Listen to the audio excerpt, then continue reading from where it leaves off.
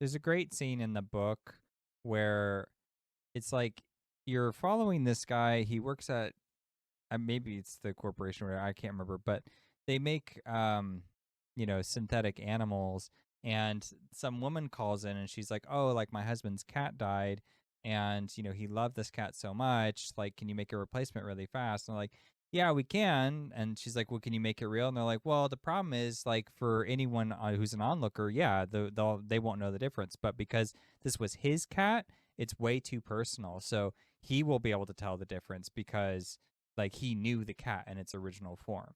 So if to him, he will absolutely notice." And they're like, "Do you still want it?" And she's like, "Yeah, I'll still take it." And then after he hangs up, he's just like, people these days, like, they will always, rather than just accept the loss and like grieve and move on, they will go for the replacement, even though they know that the replacement is fake.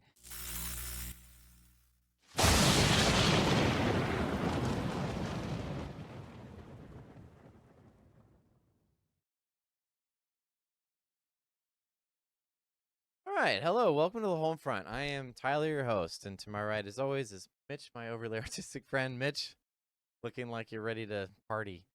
Yeah. All right, so we just got done watching a movie. I also read the book, so we're gonna go over a little bit of that. But what did we just watch? We watched Blade Runner, and the way you said that, it made it seem like I had not read the book, which is not true. I I was have in saying that fact read the book. you read it a long time Portion before of I it. did. I just forced myself through it for this episode, actually. Yeah. So. I made it through about, well, from the sound of things, we were talking beforehand, probably close to half, but About maybe a little bit more. yeah. So the Can't believe I was that far along. yeah. Little had happened. Well done. Okay, so Blade Runner. Do you want to give the synopsis, or should I? You should. You're better at that than I am. Oh, thanks. Okay, so I actually we wrote it down. I'm just gonna read it. It sounds robotic, but whatever. I guess that's apropos, right? Blade Runner is an 80s noir sci-fi by Ridley Scott based on a novel about a bounty hunter that hunts down androids known as replicants. It's very cool. It's a really cool idea, for sure. Which, also, the book is a really cool idea. Yeah. Tough application, but it's a good idea. So let's just jump into it with that. Yeah. Try and keep an open mind. And come to the same conclusion as we did at the end of the movie. All right, so let's do some fun facts real quick. I just want to like start with something that's kind of engaging and Okay. things that we kind of liked. We had a disagreement earlier.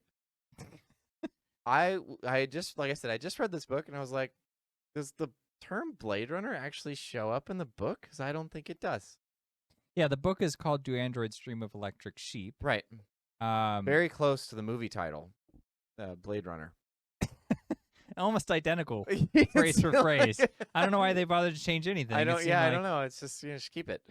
So yeah, do androids dream of electric sheep? And then the movie obviously is Blade Runner. So I was like, is the Blade Runner concept or title in the book? And I don't think that it is. I think it is. You because I mean, at very least says bounty I checked hunter. with AI, so yeah. It would know. You checked with AI, and then it gave you one answer, and then you checked again, and it gave you a completely different answer. So that just goes to show how accurate AI is. Just like grabs whatever until it seems to make just sense. Like probably, in isolation. Maybe. I don't know. But likely it was. It also might not have been. Who knows? I don't. So I don't think that it did. I was like racking my brain, and then I did a couple of searches, and I was like, I don't think the Blade Runner term is actually in the novel. So we'll just leave our disagreement there because you think it is. Yeah, and I read it more recently, and so that's fair. But also, it didn't seem like you were paying close attention because if you were, you would have caught the fact that they called him a Blade Runner. But to be fair, I think he's a bounty hunter. He calls himself a bounty hunter in the book. But they do say bounty hunter, and I wonder if I'm just conflating with that. You are. I'm right. But either way, I feel like, I mean, if they do mention Blade Runner, it's like he just says it like one time. But here's the thing, like, it really should have just been called Blade Runner. Like, if you had written the novel, Do Androids Dream of Electric Sheep, and you handed it to me, and I read it, and you said, what did you think? What I would tell you is I would say, change the title to Blade Runner, because that's way cooler. Actually, if it's not in the book, I wouldn't have said that because I wouldn't have known about that Right, I title. was I would gonna have just say, said. how'd you get that from But there? the thing is, okay. it is in the book, so I definitely would say it. It's not in the book. And then I would say you should change half of the story and just And also the focus, title. and also the title. But I said that first because I feel a softer blow than having to rewrite half your novel. That's fair. But then you would just come with a finisher with change half your novel. Change half the novel, just got all this crap, and then just make it about the Blade Runner thing because that's cool, and everything else was not. Fair. Okay. I don't like that book very much, if you can tell. you gotta bury the lead a little bit. All right, so we're gonna jump into the second key fact that you actually mentioned while we were watching that, and that I noticed it was like noir, but like sci-fi, Yeah. almost a little bit dystopian. Kind of has like some similar leanings that way. Yeah. But yeah, you were saying it basically invented cyberpunk, this like noir It did. sci-fi. The film did. Right. So we're talking about the book Not and the the film book. today. Yeah, right. Sorry. Merging. But the film really did establish a precedent for cyberpunk. It sort of established that whole genre. I actually have a funny story with this, if you'll permit me, because it is quite hilarious. If you have to.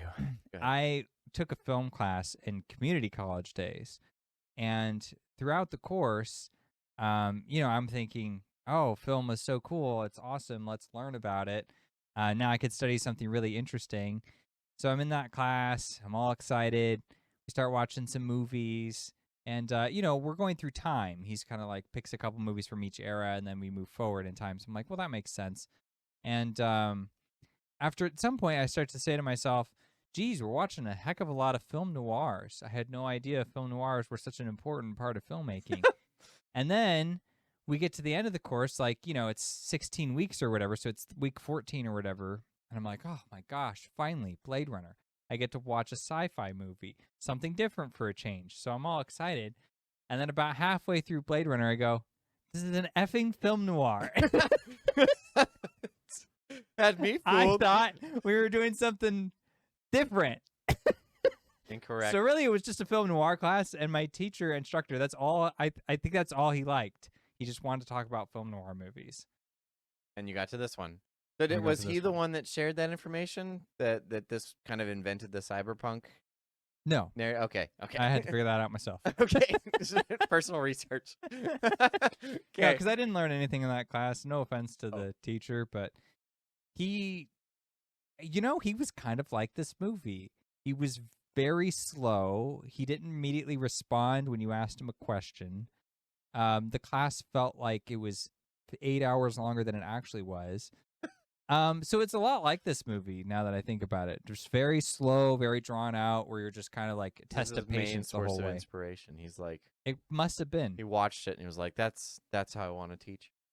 That's it.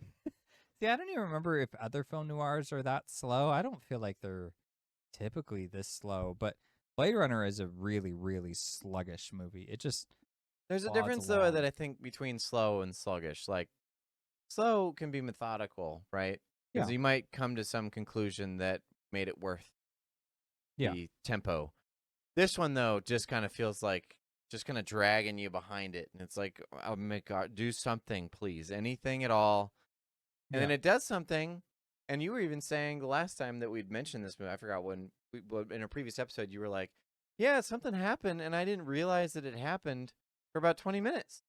Yeah, it's like somebody was delayed murdered. Reaction. And then I was like, and then I reacted so much later. I was like, oh my God, somebody was murdered. Oh, but I forgot. It didn't like leave an impression because it's depicted in the same way that every scene in this movie is depicted, where it just has this like elongation to it. Gotcha. And there's like crossfades, and then it's like we're still in the same scene, but crossfade over here and over there, and you're just like, what are we doing? And then there's a lot of scenes of people just kind of standing around and drinking. There's or a eating. lot. And there's a lot of the times where it doesn't make a lot of sense. But okay, so let's keep going. Yeah, so like my main point with that though is that like I'm gonna rail on it because there's problems with this movie that I just don't think get talked about enough. But like I appreciate the intention of this movie. It does feel like a very experimental film and something that kind of pushes the boundary to do something new. So for that reason, it has my respect. It's just I have a tough time connecting with it because it's just so just so like laborious. It feels like everything is just so full of effort to get through.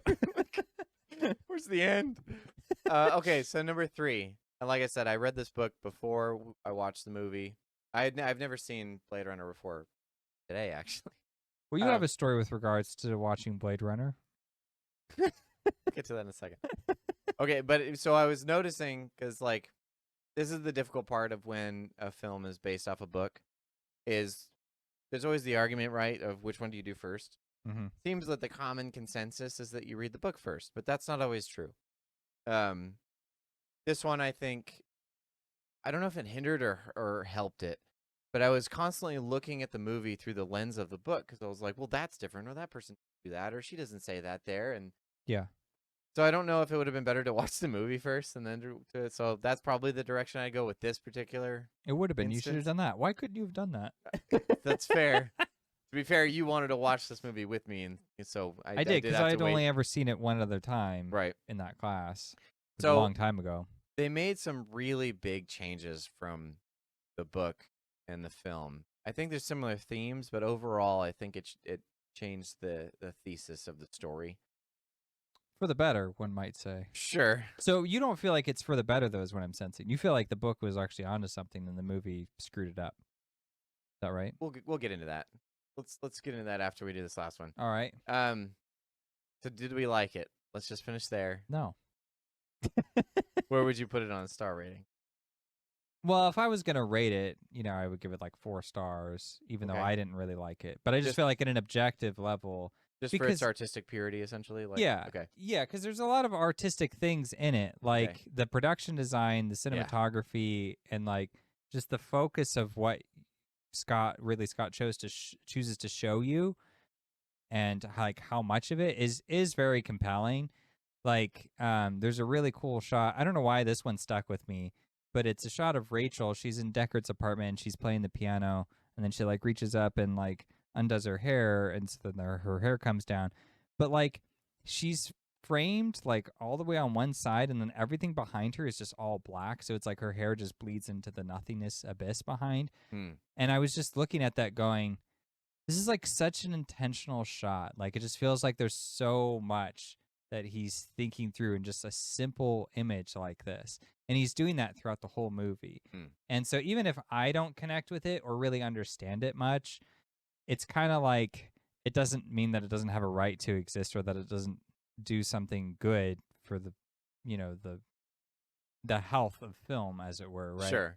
So I feel like it's a movie that's worth seeing, as arduous as it is to get through. I don't regret watching it, but it's also like a movie I'd never want to watch again. It's like I've seen it once and I'm like, yeah, I'm satisfied. Got it. You know Got what I it mean? out of my system. Yeah, kind of thing. I've like, done my due diligence to Mr. Scott. Yeah. Okay. What about you? What do you rate this movie? Why don't you tell me about your story now? Can I get that? Sure. Okay, so I have a weird relationship with this movie, because I'm a big fan of Denis Villeneuve, and so I initially saw Arrival, and that's what locked me in, and then he made Blade Runner 2049, and I was like, man, this is an incredible movie. I was like, I know that Ridley Scott made one in the 80s, so if this is this good, like that one has to be at least almost as good, right? Like it's close, probably. And so I have this is embarrassing. I have tried to watch this movie 5 times. And I have fallen asleep every single time. But I don't feel like that's a fair representation of my feelings towards the movie, because I'm borderline narcoleptic. Yeah. So I don't I don't think that's a representation of like how good it is. How many other movies have you fallen That's asleep not 5 important times to this point, okay? I rest my case. It's not important. Okay, so But he did make it. I can verify. I was there. This was the other reason why I wanted to be there to watch it, is to make sure that you had seen it. And you You're weren't like just standing bluffing. over with me with a hammer or something, like, do it. Like a flashlight in your eyes. Like, Something. you will watch this and you will like it. Okay, so I on a artistically, I would probably agree with you. I would probably give this about a 4. Yeah. Personally, it would probably be between like a 2 and a 3. Because I agree, it's not something I'll probably ever revisit. Two's good. Two's Two enough. solid. It is visually, it is stunning. It is incredible looking, Yeah. and I do like a lot of the themes that it is playing with. But I also think it's dealing with quite a few of them, and it's also got a lot of the '80s cheese that's trying to bleed over, and so Yeah. it kind of hurts it in that. Um, You can so definitely feel the cheese for sure. yeah, some like the hairdos and stuff were like, okay, my man, gosh. this you should have not allowed this in this film. But I do like the like cyberpunk aesthetic, the noir sci-fi. Yeah, it's cool. I like him trying to figure it out. Well, okay, so then why don't we jump into like a couple of the differences between the book and the film? Okay. The main one is the motivation, and I thought that this was where I was trying to figure out why. And we were having a discussion after the film ended where we're trying to figure out like how to script the video and stuff, and I was like, probably way overthinking a lot of the themes in this film. But initially, I wanted to connect this with a couple other films that Ridley's done because Ridley has this obsession, kind of like Christopher Nolan when it comes to time. Yeah. But anytime you see a Nolan film, you're like, oh, is the gimmick here time? I bet you it is.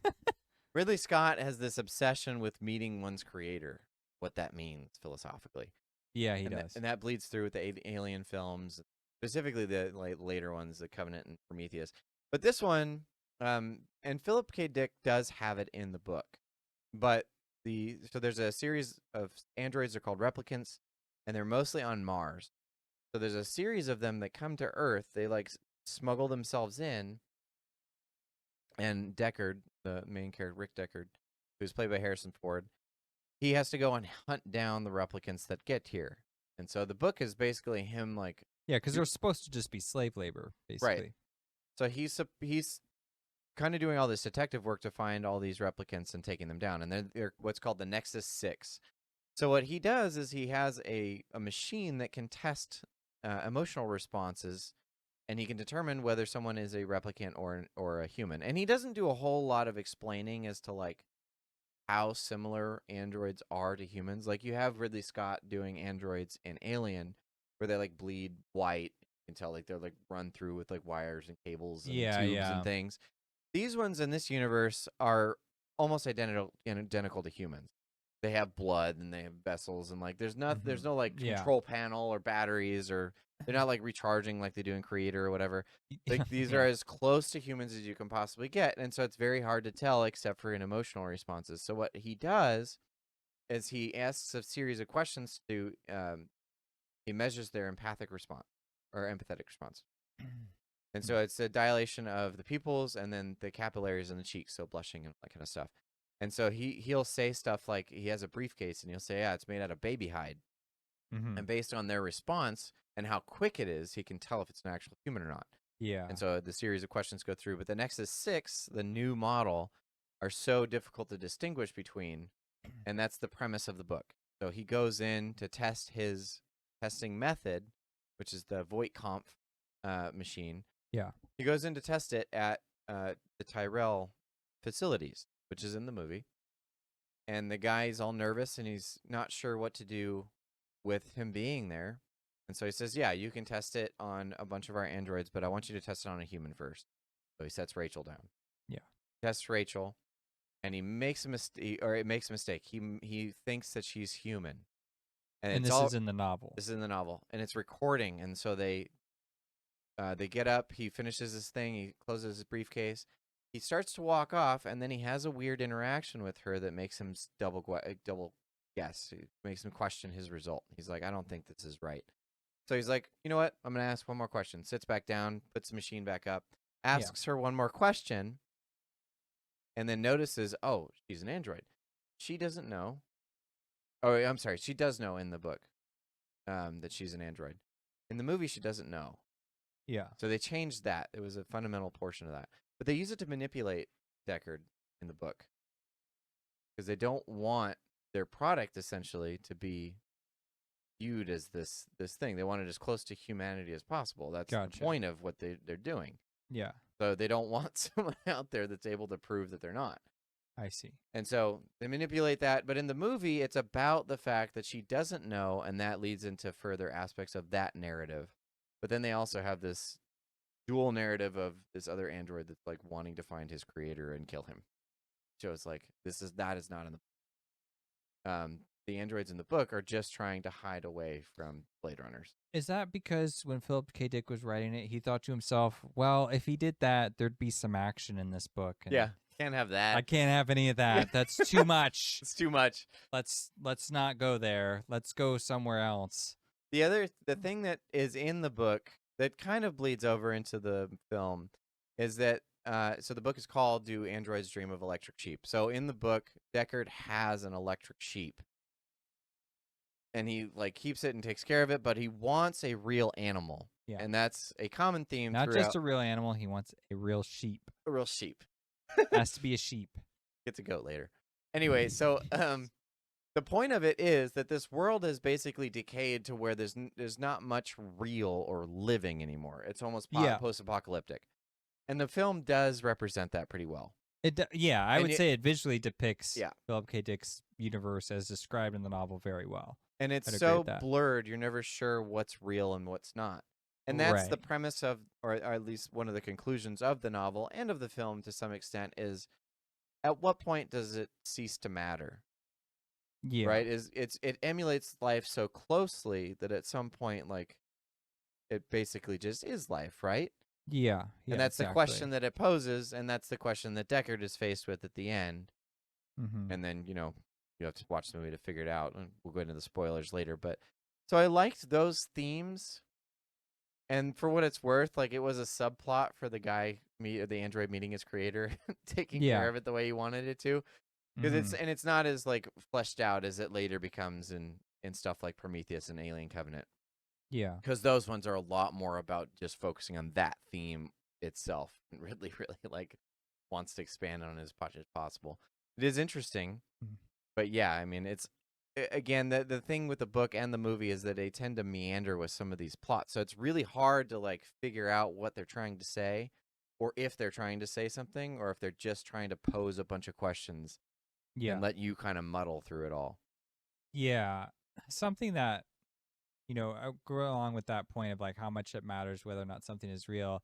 There's a great scene in the book where it's like you're following this guy. He works at, maybe it's the corporation where I can't remember, but they make synthetic animals, and some woman calls in and she's like, oh, like my husband's cat died, and he loved this cat so much, like, can you make a replacement really fast? And I'm like, yeah, we can. And she's like, well, can you make it real? And they're like, well, the problem is, like, for anyone who's an onlooker, they won't know the difference, but because this was his cat, it's way too personal, so he will be able to tell the difference because, like, he knew the cat in its original form.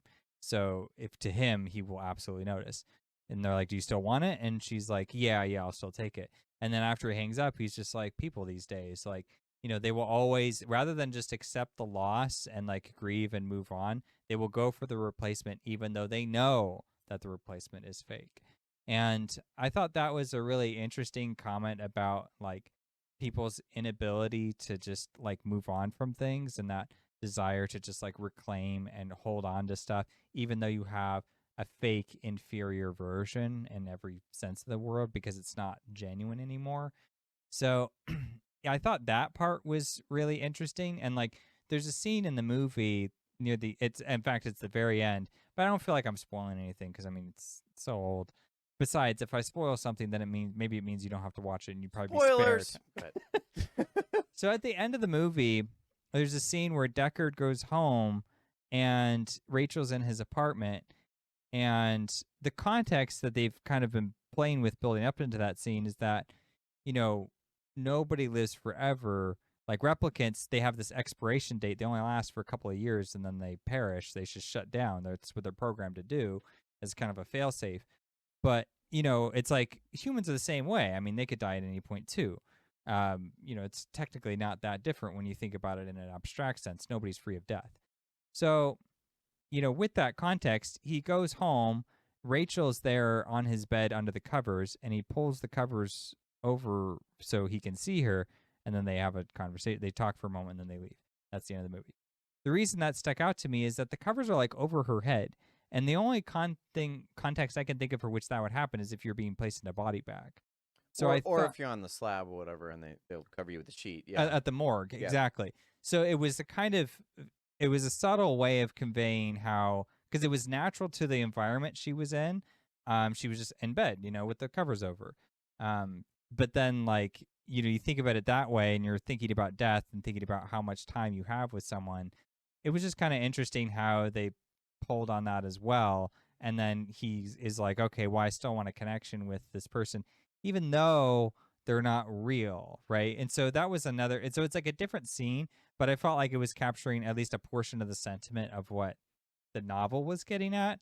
So for that, I think that part worked. They just also did it while cutting out a lot of the other nonsensical BS in the book. Fair. They do it in a scene just before that too, where, and I thought that was an interesting transitional moment of the film, is where she essentially goes rogue. So he meets her at the Tyrell Corporation. She finds out that she's an android and she didn't know beforehand.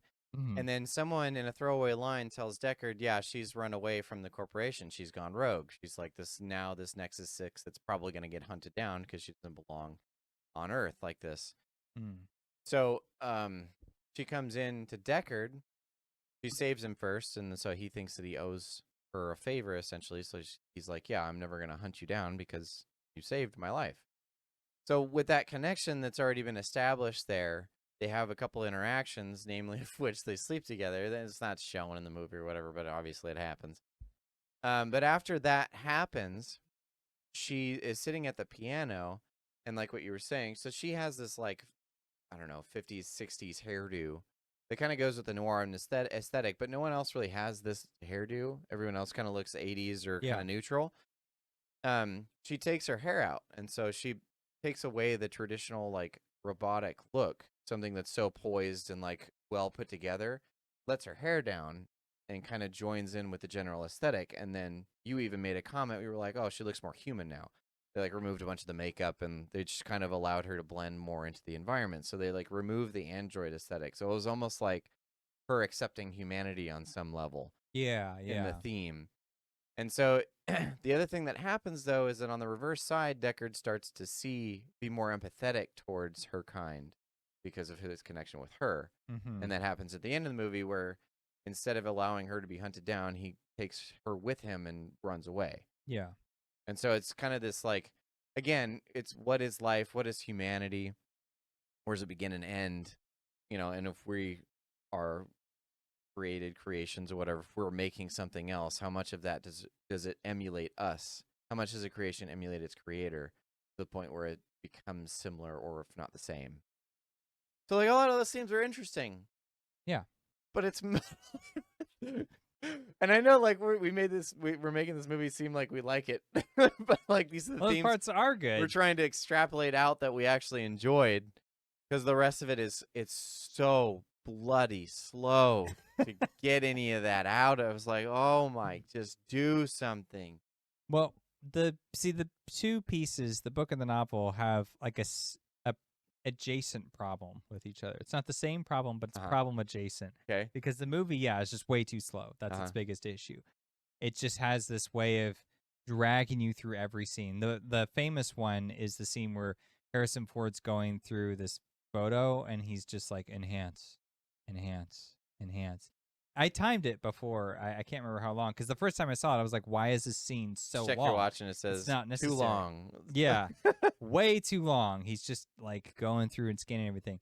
But he's, like, doing detective work. It's detailed. That's nice, I suppose. But it's like, at what point is that just become tedium on the viewer? It's just too arduous after a certain point. Yeah, or like when he hunts down one of the androids and he, like, shoots her, and then she's like, and, like, crashing through stuff and falling. It takes her like 5 minutes to collapse on the ground and die. It was just like, oh my gosh, like, we get it. We get what's happening. You shot her down. It's done. Yeah, it's over. Killed her. And that's like the major highlight scene of the whole movie is something happens. There was a chase, and then someone got shot. Oh my god! Hurrah! And a movie with a bounty hunter, and therein layers that problematic influence from the novel, because I picked up this novel being like, oh yeah, like, I love science fiction. I'm curious about Philip K. Dick. He's, this very great highly sci-fi. influential. sci-fi authors written all kinds of stuff, and I was like, what should I start with? And everybody was like, start with Do Androids Dream of Electric Sheep, because that one's, kind of easy and approachable, and Mm. it's different, a little bit different than the movie, but similar enough. I was like, all right, sounds good.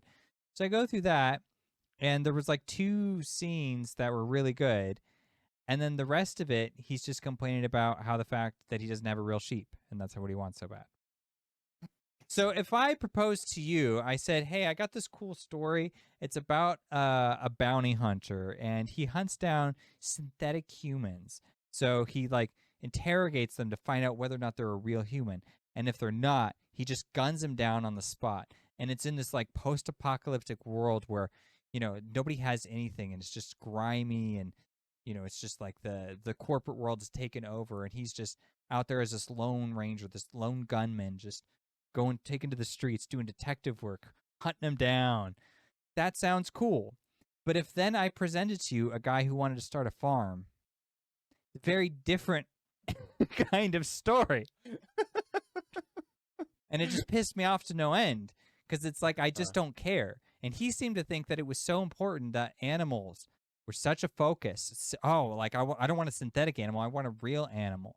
And I was like, of all the things in life that could potentially be synthetic, an animal would make more sense. Not that I would be for that or want that, but like some people have like, an iguana as a pet. And it's like, what kind of interaction are you going to have with an iguana that it's not authentic if it's synthetic? Like, who cares at that point? But They probably would.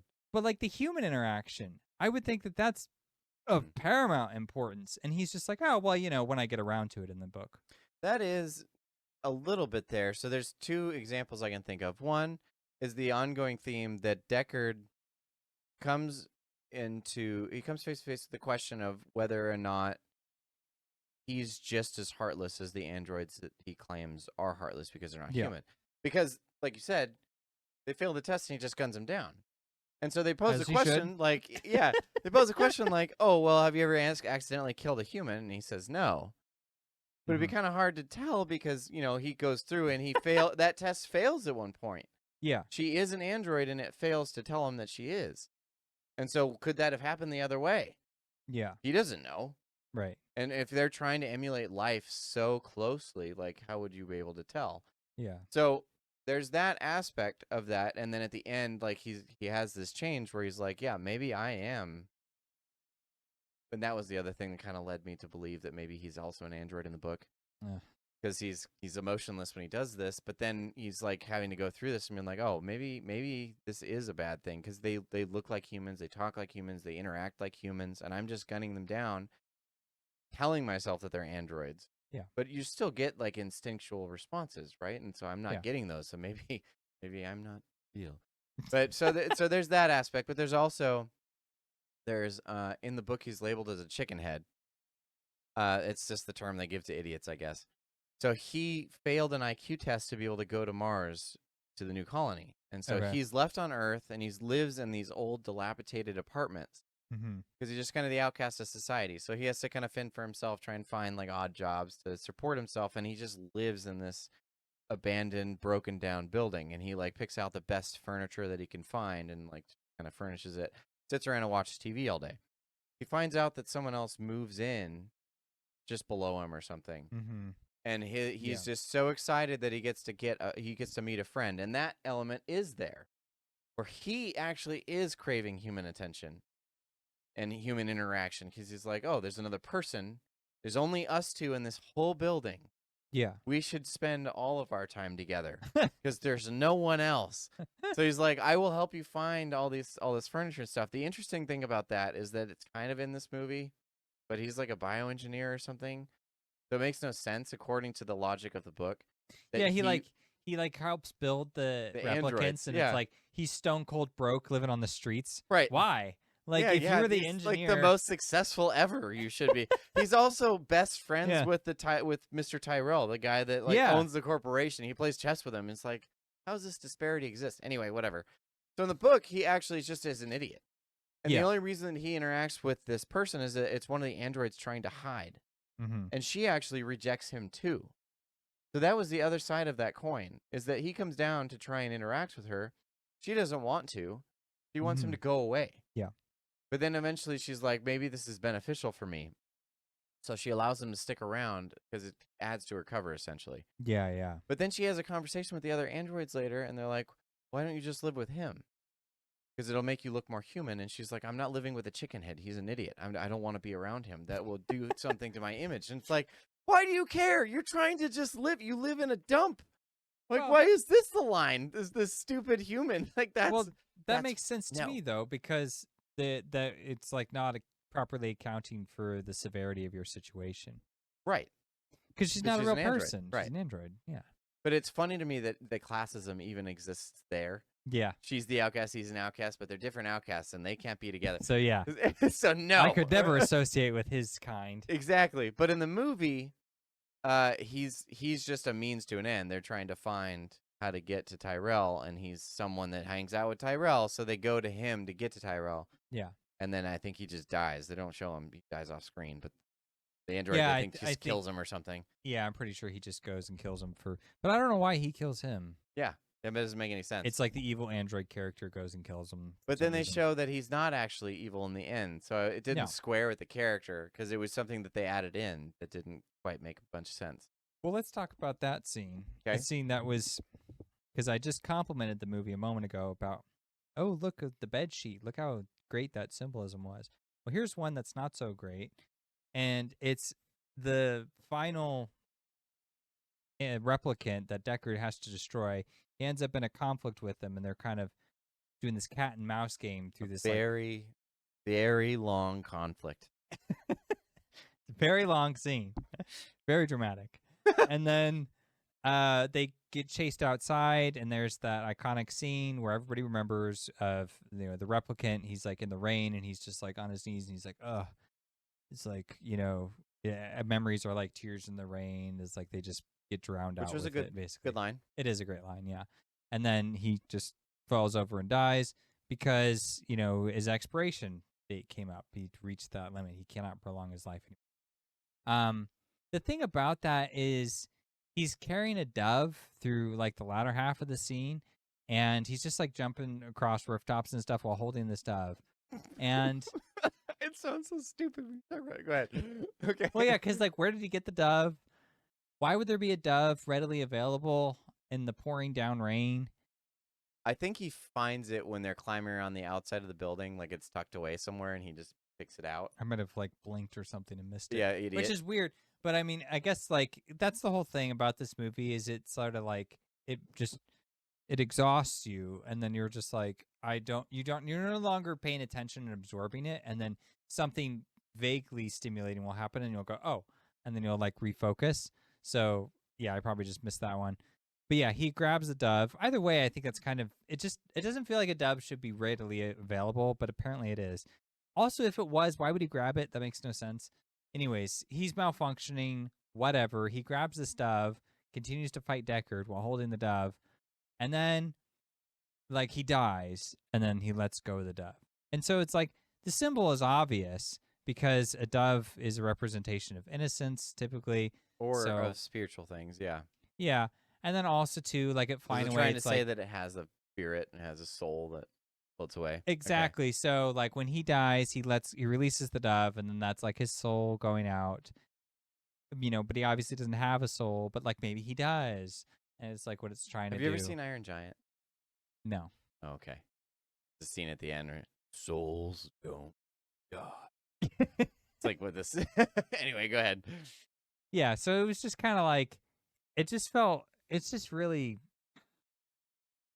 it's It was like too overt. yeah, too because ham-fisted. it's like he's like, well, I got to get this dove in there so I can communicate this. So how do I do that? And he just like, I know. confounds He'll some hold way it. for the dove to be there, Right. as opposed to the more natural way that earlier scene, or the scene after it does, where it's just the bed sheet. Like you may not even notice. Like you wouldn't necessarily pick it up on that. Like that's what it should be. And then someone could tell you, oh, that was a symbol for this or that. Like, because they look similar. See? And then you go, oh, yeah, you're right. In the context of the scene, I just thought it was a bed sheet. But now that I'm thinking of the theme of the movie, now it adds up to mean something more. But in the context of the scene is, well, he's got a dove. And you're just going, why does he have a dove? Well, because of my symbol. I have to justify the Right. symbol somehow. It has to be in there. So But so I was watching an interview with I think it was the set director for this film, Okay. production designer, whatever I they love how call it. much research you had to do because you weren't sure if you could stay awake long enough to make it through the Well, movie. I wanted to know more. I was like, I read the book and I was like, all right, I'm about to watch this movie. I've seen Blade Runner 2049. I understand a lot of the themes in it. I want to let's just see what else I can learn. Why not? So I watched a little bit, and there was a guy talking about when they go into the Tyrell Corporation, when Deckard goes there, there's these reflections on the wall that look like light coming off of water. So it's Yeah. just kind of like wavering on the Very background. cool. Yeah, it's super cool visually. Yeah. But even the set director was like, there's no sources of, there's no like pools, there's no fountains, there's no sources of water in here. This doesn't logically make sense. And basically what he said was, Ridley was like, I don't care. I want that visually, so it's going to be in there. So like, I think he just comes at it like that. He's like, I don't care if it doesn't make sense that he's dragging around this dove with him. I want the symbology that's going to be there. Because that's more important to me than making that make sense. Yeah. And so it just exists. So like you get Yeah. it, even though it's a little bit hand-fisted. And it's funny to me too, and we were talking about this a little bit with Cameron, is that you can show that you're capable of this nuance, but you don't always want to put in the work. Because then you talk about how the bench sheet scene happens, which is essentially the same symbology. Like it leads to the same conclusion. And it's talking about life and death. Yeah. But that one is so much more subtle, and it actually fits. Yeah. The theme of the scene. It's nice. It just feels organic. You don't stop the question. Yeah, You're organic. just like, That's oh, the word. okay. Yeah. This one, he's crawling around the outside of a building. He sees a dove. He's like, I'll take that. It's like, well, why though? What are you going to do with it? It's like he knew he was going to die so he could release it and maybe make Deckard think a little bit harder. But I was like, Deckard is already considering this stuff. He just wants to live. Yeah. And the weird thing about it was that I called this one because like, he's looking at Deckard. And Deckard's about to fall off the building. I was like, he's going to save him, isn't he?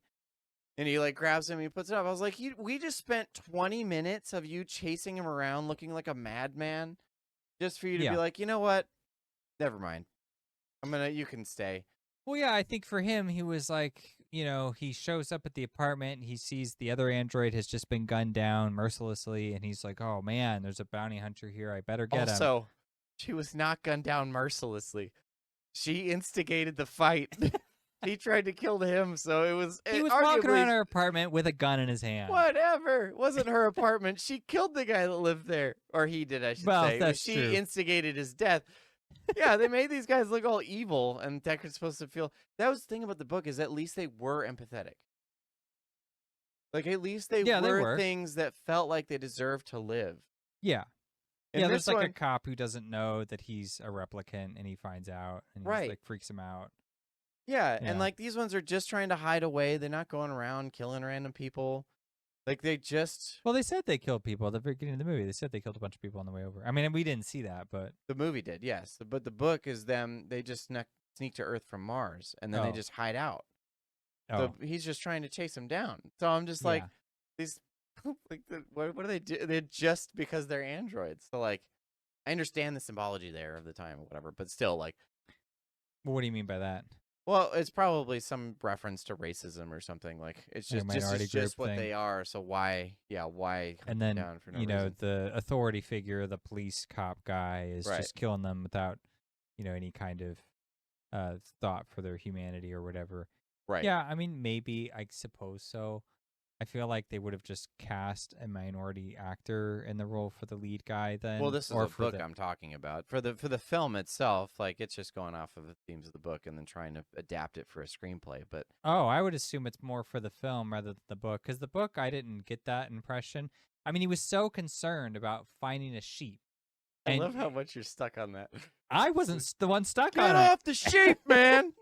I wasn't the one who thought that was a priority to be discussing. He was the one who was just page after page after page after page. You got a sheep? Let it go. You guys got a sheep? You got an animal? How much? Oh, it's so expensive to get a real sheep. Who cares? Well, that was the point of the bounty hunting, was so that he could afford a sheep. Oh, which I guess is another... Actually, I hadn't thought of this until just now. I wonder if that was his commentary, was that people want superfluous things. No, I'm trying to be actually deep here. No, he's like, he's hunting down something that looks like humans, that's created by humans, that acts like humans, that have human like empathy essentially, Uh-huh. in order to afford an animal. So he's putting them beneath animals in order to buy a real animal, because a Oh. real animal means more to him than a synthetic human being. Yeah, I guess so. It didn't make for a very stimulating read, though. Trying to get you to finish the novel. Well, It's not my favorite book for sure. It's something like I probably won't ever read it again, but I am trying to be generous here. in the novel, I didn't feel like he was that prejudiced against them, but was he prejudiced? I thought he was just kind of like, I don't care. I just want my sheep really bad. He does the whole it and that thing, and he doesn't like Sure. calling them he and she, and that's actually one of the things that gives one of the androids away. I forgot. Oh, I think it was talking about an animal or something, and it calls it. I forget what it was, but it uses a pronoun of it instead of like an actual something that would belong to human, he or she, whatever it was. Oh, I see. And so he's like, "Oh, that's not what a human would say," and that was what gave the police chief away. But yeah, I mean, I'm trying to insert what maybe he was thinking about on from a telescopic lens before jumping into the annoying but overbearing details from the book. Yeah, I didn't think it was that deep. I mean, that was the thing about. I'm willing to I probably overthought that. Not necessarily. I mean, I don't know. He's too just all over the map. I don't know, because again, a sheep too has very obvious symbolic connotations. Sheep are very dumb and they need a shepherd. Yeah. And they're super fragile, and so they're this vulnerable class of animal. And so, he wants something, I guess, that's like that, for lack of a better essentially term. Defenseless and yeah. And just something that he can just care for, right? It's you have to care for them. You have to Sure. give all of yourself to them to help them survive and whatever. So I'm assuming that's what he was going for, but it's kind of because if he's gonna say those things and call androids its and stuff, then you would think that the story would come back to comment on that at some point. But he's just not gonna bother with it, and he's just gonna get back to his sheep objective. And when you're reading it, you're just going, but aren't you a bounty hunter? Aren't you going to do some bounty hunting things? He's like, yeah, well, I killed that guy so I could get a sheep. And that's just such an awkward way of I cannot make that leap in logic. It makes no sense to me. What person would care so much about a sheep of all things? Even if it was, let's say, a dog or something. I can't. The movie made the right call and was like, screw the sheep. He doesn't have a sheep. He doesn't want a sheep. Matter. He doesn't care about a sheep. Sheep doesn't matter. Because it was so why? Oh, here's the other thing I was going to get to. So the androids, okay, so they make these androids that are so human. I mean, they're they straight up bleed like humans. They think like humans. They're humans in every sense of the word. And then at that point, I'm just all right, well, so then they're just human, right? But they're no. They're slaves. Well, why didn't you program something to make it so that they don't care that to be human? Because humans don't like being slaves. Make it so that they don't care. You have the technology. You're the ones building the robots. This is fair. Yeah. Make the replicants for a different thing. If you want to make a human representation who's just like humans, well, then that's a different project. But instead, they're well, we've made humans, so now we can get our slaves back. This is the worst kind of slave. Because it's not going to want to be a slave. Yeah, it's the labor without the hassle. I don't want to have to train him up. Just make a machine and have the machine do what you want it to do. Yeah, it's not going to argue with you about it or try and run or it's just going to obey. It's this self-created problem. Well, it's funny because they're stronger than humans. They're faster than humans. That's another thing that doesn't make any sense. And they have free thought. It's why? Why would you make it so that they can win? Yeah, that's the other thing about it too. It's shouldn't they be able to detect that they are stronger? Why would you do any of this test? Just do a blood test or scan some bone marrow or something like that, or muscle mass. It's Like, about the philosophical topics that it brings up, not about the minute details. there would have to be Let's something not argue about who killed who. there would have to be something to their DNA that would show up and register that allows them to be that strong. No. They want it's about corporate greed. They want to make them as close to humans as possible without understanding the hubris of that decision. This is like this is the epitome of why You have a problem with Philippa Dick? no, not me, why the larger like arts and academic community does not like science fiction. And why they really criticize it.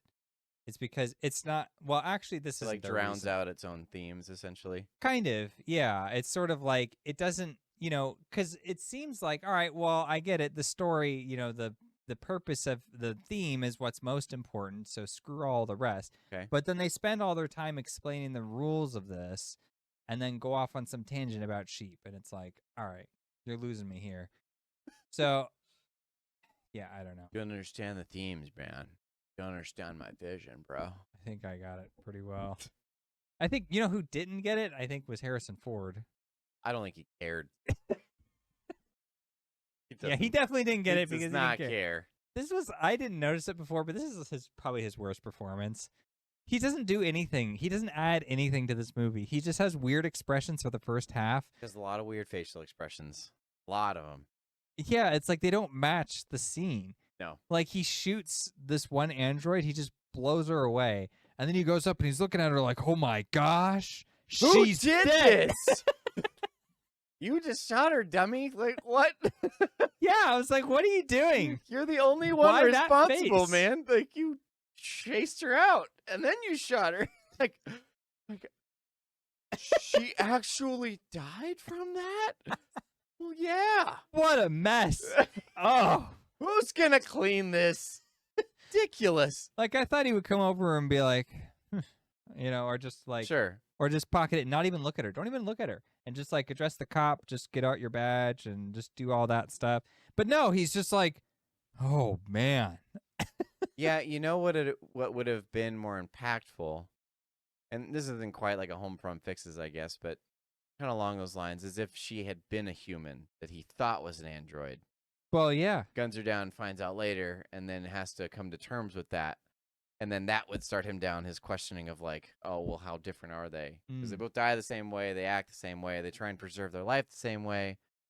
He probably had Harrison Ford doing that because he wanted to give the illusion that Harrison Ford could be a replicant. And so if he was a replicant, he might look at her as like, did I just kill my own kind? Sure. And he'd have to have been questioning that beforehand, though. Right, which he wasn't. But, Well, he had the dream about the unicorn. So that sounded like you were referencing a joke, like you were making a joke, but you weren't. So there's a scene in the film, and it's before anything actually happens. Yeah, he's like laying on the piano, and he has this random vision of a unicorn running through a wooded glen. That's it. There you go. It looks like he's contemplating something. He's sad about something. Nothing has happened that would make you understand why, but he just looks really tormented. And then he has this vision of a unicorn, and you're like, what did I see? What was that? Because it doesn't reference it at all anymore. Done. You saw a unicorn. The unicorn origami at the end. Yeah. But why? So I was like sitting there and I was like, what was with the unicorn? And you're like, I have no idea. And I was like, what? Haven't you seen this? And you're like, yeah, it doesn't make any sense. Okay. So I sat there and I Googled it. And they're like, yeah, we don't know either. I was like, well, why is it in here? Why is there a unicorn in here? What is this? It adds. Okay, it adds. So initially I thought, okay, this has something to do with probably the source material, right? Because there's a lot about animals in there. I don't know if you guys caught that. There's a lot about animals in the book. Namely sheep. But I want to point out that a unicorn has nothing to do with sheep. In fact, it has nothing to do with animals because it's not real. And so I was like, well, why would you reference a mythical animal in a book that's or in a film that's based on a book that references real animals because that's what they desire. Like, why would you put a mythical animal in here? Again, Maybe probably me overthinking this thing because it seems like it wasn't a lot of thought putting it in the movie either. It was just to like try and allude to something more. But yeah, it's like I don't want to, criticize it if maybe they have a deep answer, but you know, you have two references to unicorns out of the whole thing, and they're just shoehorned in, both of them. They have zero reason for being there. They're just there. So like, then it just doesn't feel like an earned symbol. So right. it's like I don't even want to engage. But for the sake of humor, I will.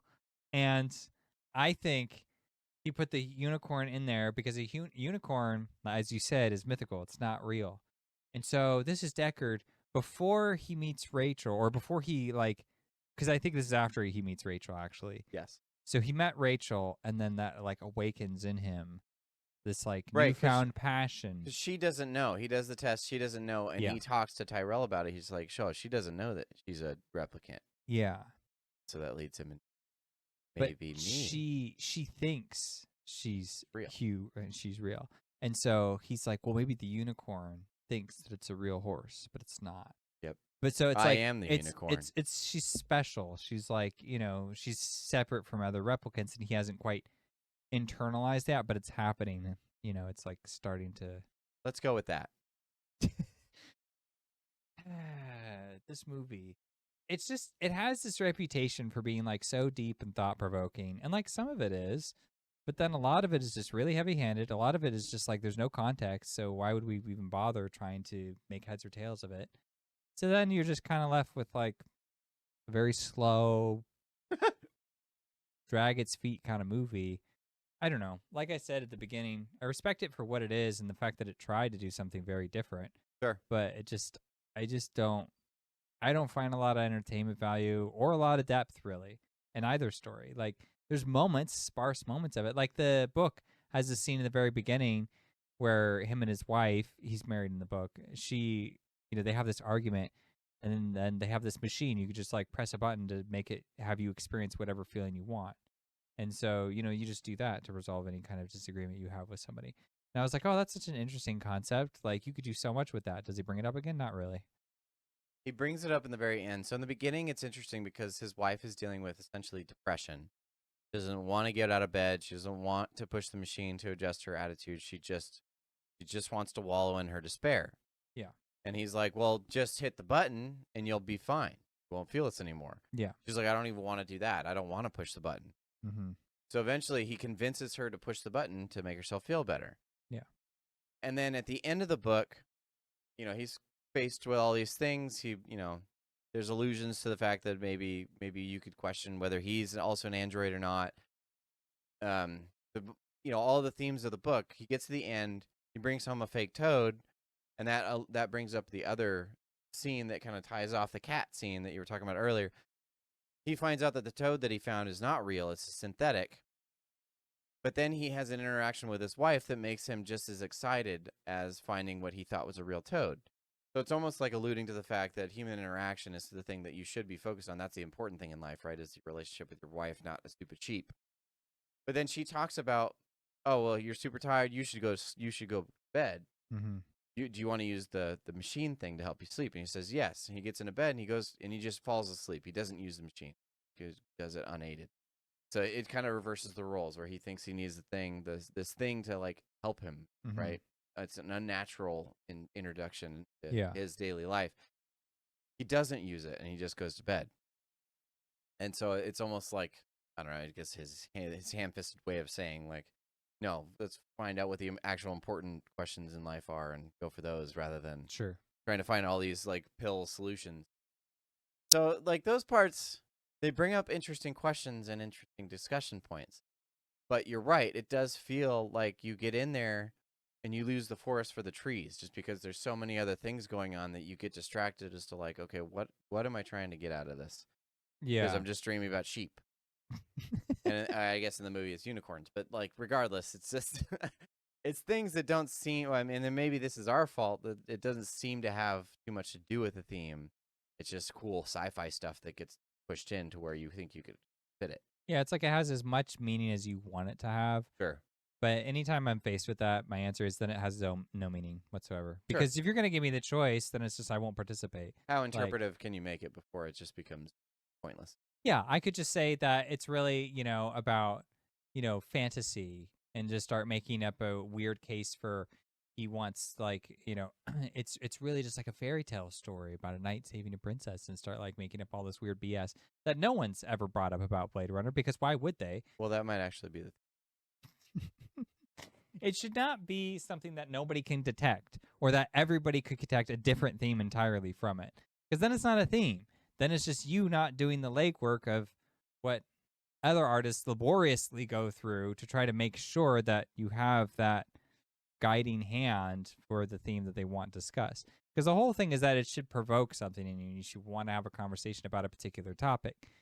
With Philip K. Dick, it's like, for part of it is like, it's not that big a deal because a lot of the stuff he does is just like indicative of his larger body of work. Because I've read a lot of his short stories and he always has like mentions of like people wearing plastic and trash being everywhere because he had like a real fixation with like trash and plastic and he felt like our world was becoming just so much consumed with like waste and like things that are just fake and synthetic everywhere. And obviously that's reinforced so much in his writing.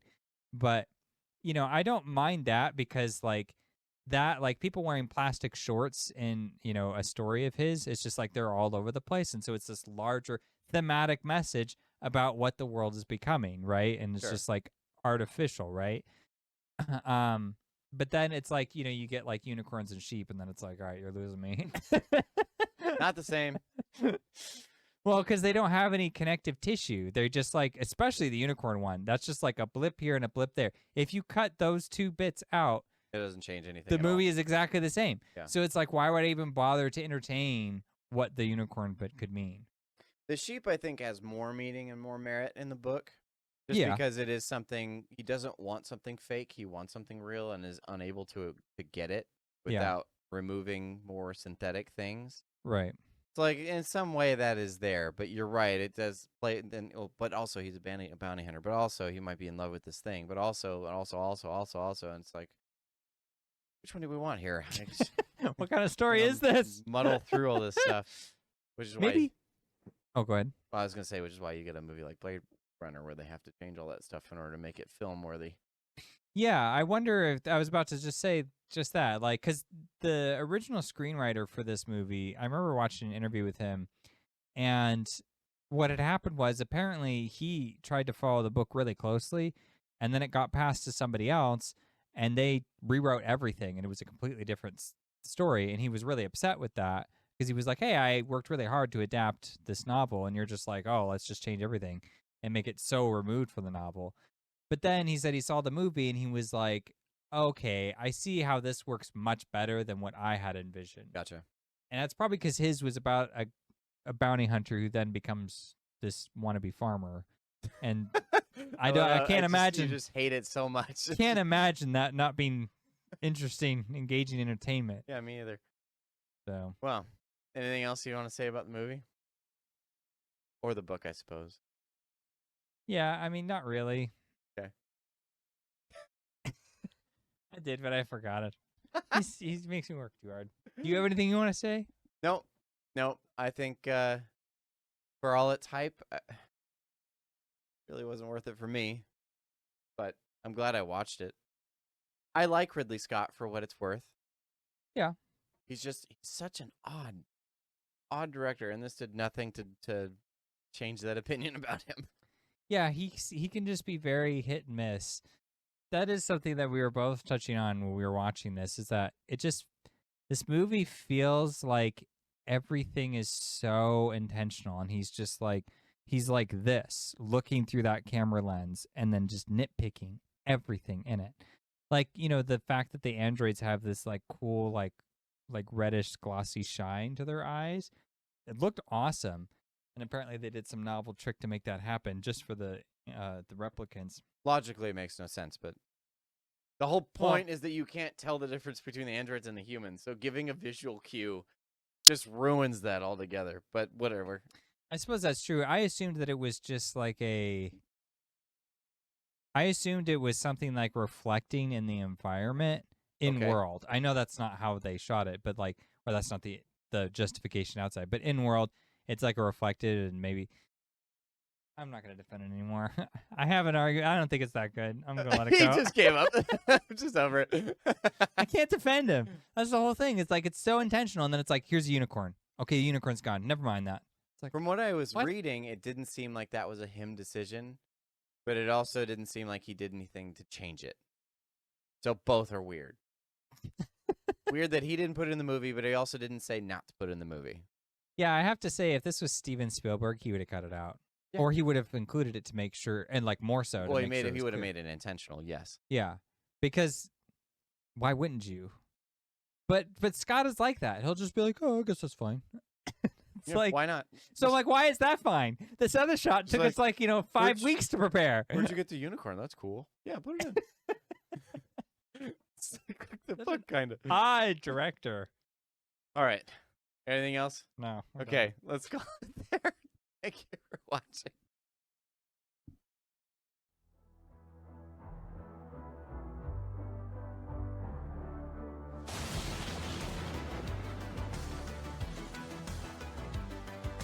So you made it to the end of the video. If you liked it, please consider subscribing and leave us a comment.